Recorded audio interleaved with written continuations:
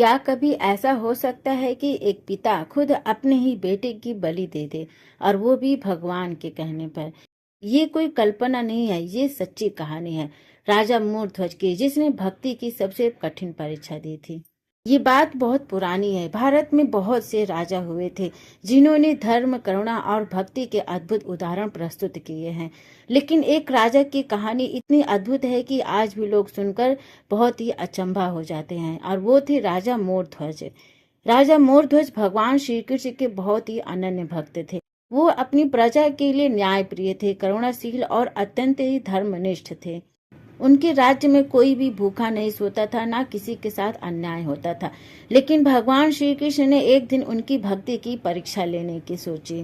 भगवान श्री कृष्ण अपने मित्र अर्जुन के साथ राजा मोरध्वज के महल में साधु के वेश में पहुंच जाते हैं और राजा से कहते हैं कि हे राजन, मैं एक साधारण साधु हूँ, लेकिन मेरी एक बहुत ही विचित्र इच्छा है। अगर तुम मेरी ये इच्छा पूरी कर सको तो तुम्हारा नाम युगों युगों तक लिया जाएगा। राजा ने बड़ी ही विनम्रता से कहा कि हे साधु, मेरा तन मन धन सब कुछ आपके चरणों में अर्पित है।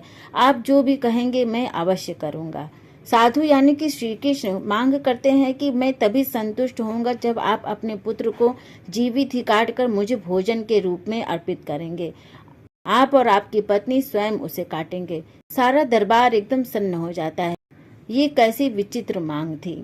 राजा और रानी दोनों के चेहरे पर आंसू थे, लेकिन उन्होंने कहा कि अगर हमारे बेटे के बलिदान से किसी प्राणी की इच्छा पूरी होती है तो ये पुण्य ही होगा। उन्होंने अपने पुत्र को बुलाया, जो खुशी खुशी तैयार हो जाता है।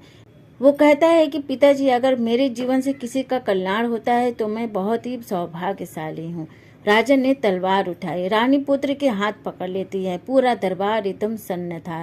जैसे ही राजा ने वार करने की कोशिश की, साधु ने दोनों के हाथ पकड़ लिए।